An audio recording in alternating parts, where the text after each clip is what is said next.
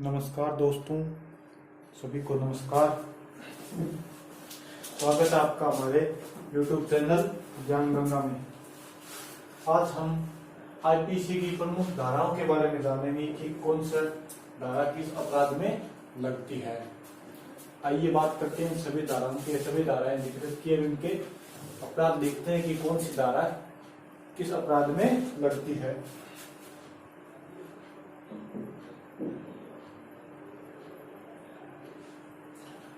शुरुआत में धारा है 307।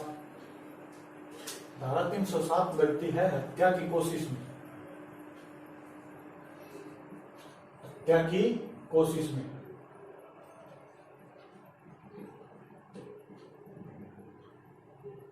धारा 307 लगती है हत्या की कोशिश में। यदि कोई व्यक्ति किसी की हत्या की कोशिश करता है तो उसके ऊपर धारा 307 के तहत कार्रवाई की जाती है। हत्या की कोशिश यानी कि सीने से ऊपर अगर कोई धारदार हथियार से या कोई जानलेवा घाव हो तो वो हत्या की कोशिश में शामिल किया जाता है। ये 302 है, इसमें यह है हत्या का दंड। जब हत्या किसी की हत्या की जाती है तब उसका दंड के तौर पर धारा 302 लगती है।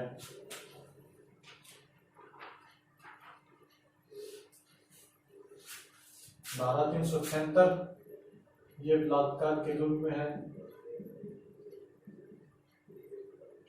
धारा 395 ये डकैती की है। जब कोई डकैती करता है तो धारा 395 के तहत कार्रवाई की जाती है। धारा 395 डकैती की।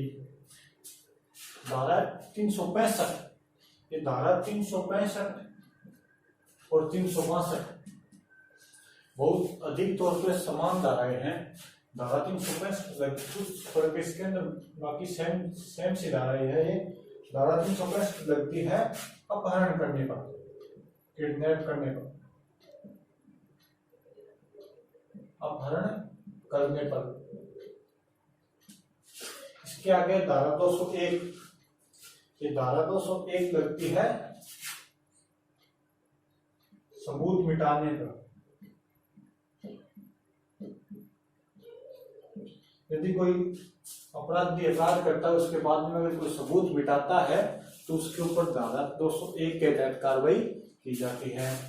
धारा 191 है मिथ्या साक्ष्य देने पर या झूठे सबूत देने पर, मिथ्या साक्ष्य देने पर।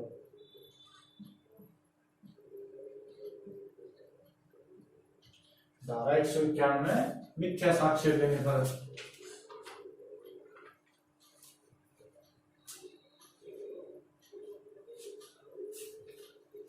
धारा 309 है ये आत्महत्या की कोशिश में लगती है। आत्महत्या की कोशिश में धारा 309 आत्महत्या की कोशिश।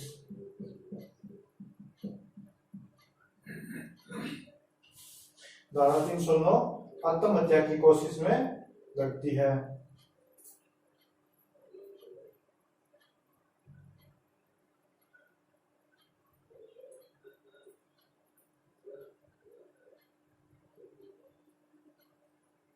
ये धारा 309 आत्महत्या की कोशिश में लगती है।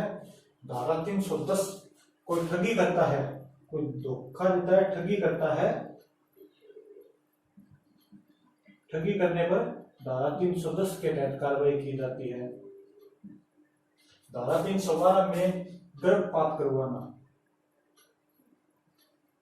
गर्भपात करवाना यदि कोई शिशु का गर्भपात करवाता है तो उसके ऊपर धारा 312 के तहत कार्रवाई की जाती है। धारा 351 हमला करना। यदि कोई किसी के ऊपर हमला करता है तो उसके ऊपर धारा 351 के तहत कार्रवाई की जाती है। धारा 354 स्त्री लज्जा भंग करना। स्त्री लज्जा भंग करना। धारा 354 लगती है स्त्री लज्जा भंग करने पर। ये धारा 362 और धारा 365 एक समान है। ये तो लगती है 65 तो लगती है अपहरण करने पर और 362 लगती है अपहरण की कोशिश करने पर। अपहरण की कोशिश करने पर। धारा 415 लगती है छल करने पर। यदि कोई व्यक्ति छल करता है तो उसके ऊपर धारा 415 के तहत कार्रवाई की जाती है। धारा 445 लगती है गृह भेदन करने पर। गृह भेदन करने पर धारा 445 के तहत कार्रवाई की जाती है। गृह भेदन यानी कि किसी के घर के जासूसी करना, गृह भेदन। धारा 120 लगती है षड्यंत्र करने पर। षड्यंत्र करने पर धारा 120 के तहत कार्रवाई की जाती है। धारा 377 लगती है अप्राकृतिक कृत्य पर। अप्राकृतिक कृत्य पर। तो एक बार इनकी दोबारा रीडिंग में आते हैं। धारा 307 हत्या की कोशिश करने पर। धारा 307 लगती है हत्या की कोशिश करने पर। धारा 302 हत्या का दंड। धारा 337 बलात्कार। धारा 395 डकैती। धारा 365 अपहरण की कोशिश। धारा 365 अपहरण करने पर। धारा 365 अपहरण की कोशिश में। धारा 201 सबूत मिटाने के दोष पर, इसको सबूत मिटाता है जुर्म के बाद तो उसके ऊपर धारा 201 के तहत कार्रवाई की जाती है। धारा 191 मिथ्या साक्ष्य देना यानी कि कोई झूठे साक्ष्य प्रस्तुत करता है तो उसके ऊपर धारा 191 के तहत कार्रवाई की जाती है। धारा 309 आत्महत्या की कोशिश। यदि कोई आत्महत्या की कोशिश करता है तो उसके ऊपर भी कार्रवाई की जाती है धारा 309 के तहत। धारा 310 ठगी करना। यदि कोई किसी के साथ ठगी करता है तो उसके साथ धारा 310 के तहत कार्रवाई की जाती है। धारा 312 लगती है गर्भपात करवाने पर। यदि कोई शिशु का गर्भपात करवाता है तो उसके ऊपर धारा 312 के तहत कार्रवाई की जाती है। धारा 351 लगती है हमला करने पर। यदि कोई किसी के ऊपर हमला करता है, अटैक करता है तो उसके ऊपर धारा 312 के तहत धारा 351 के तहत कार्रवाई की जाती है। धारा 354 स्त्री लज्जा भंग करने पर। धारा 354 स्त्री लज्जा भंग करने पर। धारा 362 लगती है अपहरण की कोशिश पर। धारा 362 अपहरण की कोशिश। धारा 415 लगती है छल करने पर।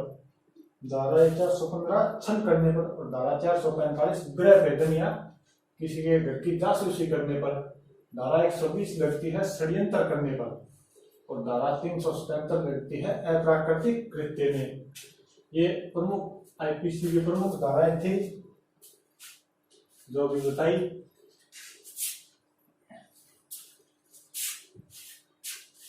Thank you.